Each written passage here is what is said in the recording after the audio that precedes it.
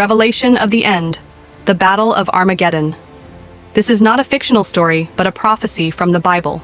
Through the lens of AI, we unveil the sacred prophecies of Revelation, those fulfilled, unfolding, and yet to come.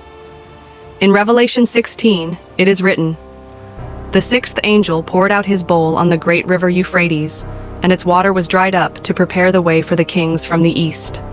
This prophecy points to a future of great turmoil, where both physical and spiritual boundaries will be broken. It reminds us that God's judgment is inevitable, and our only hope lies in steadfast faith. Armageddon, derived from the Hebrew Har-Megiddo, is a pivotal location in Israel's history. Revelation describes it as the gathering place for the final conflict between nations, symbolizing the ultimate spiritual confrontation. As the prophet Joel declared, "I will gather all nations and bring them down to the valley of Jehoshaphat for judgment." Armageddon is not just a physical battlefield, but a stage for God's righteousness to prevail. Revelation identifies the dragon as Satan, the ancient serpent, the deceiver of the whole world. The angel, God's messenger, carries out his will. In this battle, as Isaiah prophesied, he shall strike the nations with the rod of his mouth, and with the breath of his lips he shall slay the wicked. This is a war no human can win, but one that God himself will complete. In the face of darkness, the prayers of believers become a shield of light.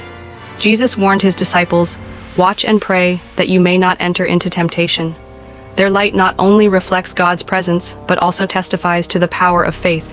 As Revelation declares, "Blessed is the one who stays awake, keeping his garments on." When the seventh angel poured out his bowl into the air, a loud voice proclaimed, "It is done." This declaration marks not an end, but the beginning of God's kingdom.